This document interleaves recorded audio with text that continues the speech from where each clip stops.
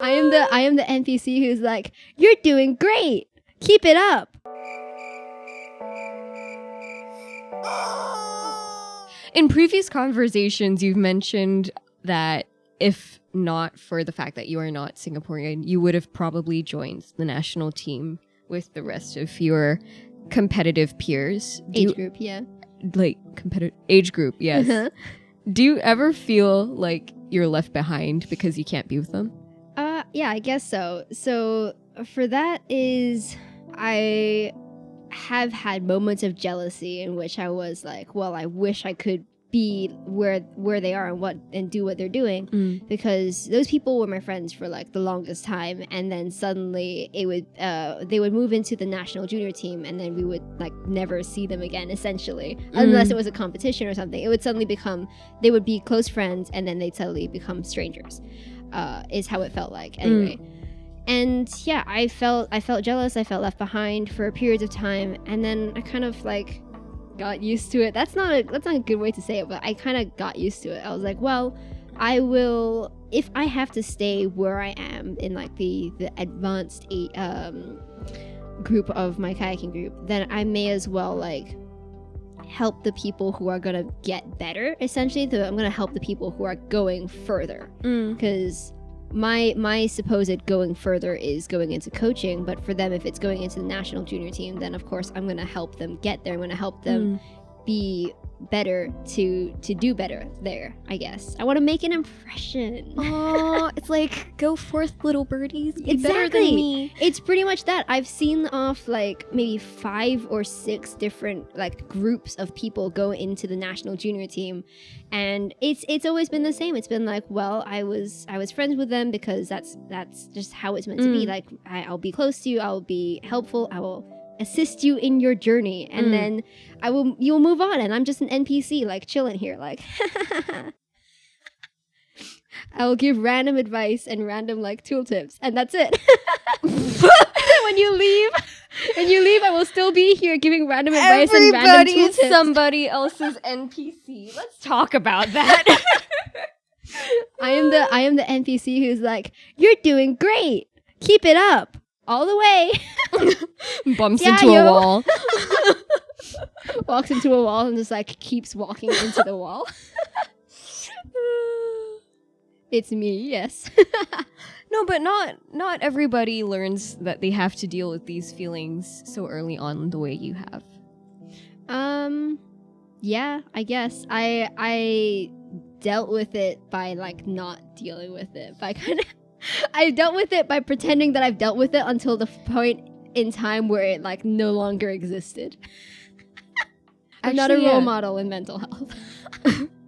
Is mental health an athlete something you want to talk about? Mental health, you mean as an athlete? Yeah, as an athlete. Yeah, I guess there could be a lot of like anxiety. There could be like imposter syndrome, and then the whole like no, I'm not good enough is just the imposter syndrome thing. Or there could be that comparison of like, oh, other people are doing better and they're younger and I should be doing as well as they are and I can't. It's a thing that you can't put words to, but self-deprecation. There we go. Yeah, so that's a whole thing, but I feel like for me, kayaking is, and kind of always has been, not really something that I've been actively trying to be the best at, but more of I'm trying to do better than I did the last time I trained or the last time I coached, for example. So it's not like you don't have to be the best. Okay, good analogy is the Olympic trophies or the Olympic cups. They all have this thing written on them, and it basically means like swifter, higher, faster, or something like that. And it doesn't say like the swiftest, the highest, the strongest, but you just want to be better essentially than you were before. It doesn't have to mean that you have to be the best of everyone. That's just the kind of the way I see it, is as long as you're doing better than you were doing before, it's an improvement. It's good enough. Has it been hard for you to has it been hard for you to say sometimes good enough is good enough? You're asking all the hard questions today, man. I'm sorry. No, it's okay. Yeah, it is hard. It is hard. It takes a lot of like mental strength to say that, I think, because even though you say like, I just want to be better than the time I was before, of course you want to be better than everyone else, like that. Of course I want to be better than everyone else, but like if I can't, then I have to like sit back, take a breath, and be like, well, as long as I'm better than before, I'm still doing better. I'm still doing better means it's still good, essentially. As long as I'm not actively deproving, as long as I'm actively improving, I'm doing better than I was doing before. So finding new aspects of yourself to work on. Oh yeah. Through the sport. Yeah, so it's a whole thing. It works on everything. All the values, all the mindsets, all the physical attributes, which is like a tiny proportion of it anyway. Yeah. It's true that at the end of the day, the only real competition is against ourselves. But like, how do you deal with growth that is not linear in a sport, or like rather in an environment where growth is expected to be linear? Growth isn't linear. Yeah, I have to agree with that. Even though, yeah, you're trying to do better than you were the time before, but maybe it's not always like that. For example, I guess I have been trying to beat my previous personal best timing for a 2km set for 9 months. So it's not linear. You sometimes you spike and you grow really fast and you're doing really, really well, and then sometimes you just hit that like point where you're just not doing any different, you're not doing any better, like timings wise. Maybe you're not as fast as you used to be, or you're hitting this plateau, and it just be like that sometimes, because I've it do be like that sometimes. Yeah, because like the plateau happens, and then as long as you keep pushing through it, then you'll spike again, and then you'll plateau again, and you'll spike again, and that's how it goes. But during the times when you plateau, I guess it's like the analogy for it is like you're boiling hot water, and when you're boiling hot water, you don't see it boiling until the point where it's boiled, right? So when you're hitting the plateau and you're not getting the timing you want, and you're just pushing for it, and you don't think that there's progress being made, it's still adding to like boiling your water. Your every little bit of like temperature change to make it hotter makes it change, and you may not see it, you may not like know it, but it's boiling the water. It boiling the water. So it's still doing things, even though it doesn't look like it's doing things. So you might not be able to see the change in the moment, but once you reach the result, you can kind of like pinpoint all the like, oh, this is when things started to bubble, this is when things like started to really get up there, and then yeah.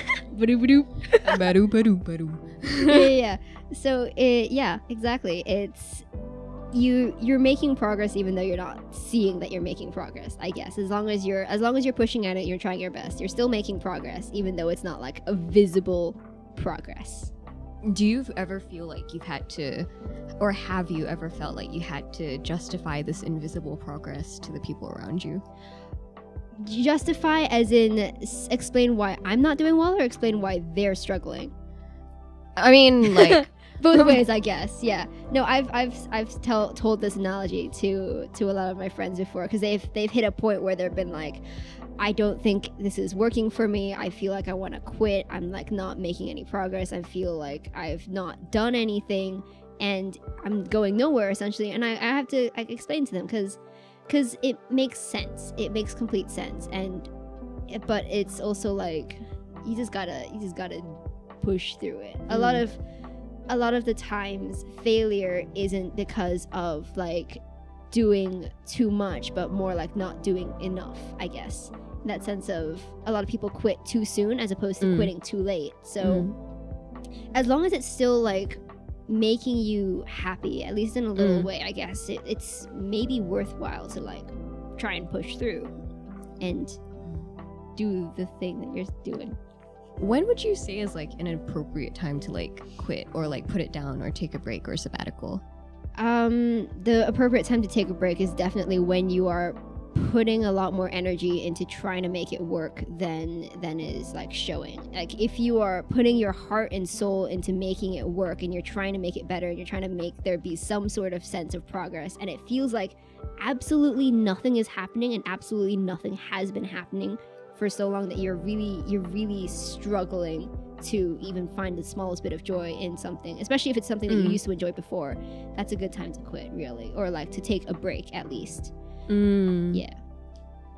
So keep doing something if it's life-giving, but if it's not, you can give it up. It's fine. Like Within reason. Within reason. I think it probably counts as relationship advice too, but I wouldn't know. Life is work, guys. I don't know what else to say. Yeah.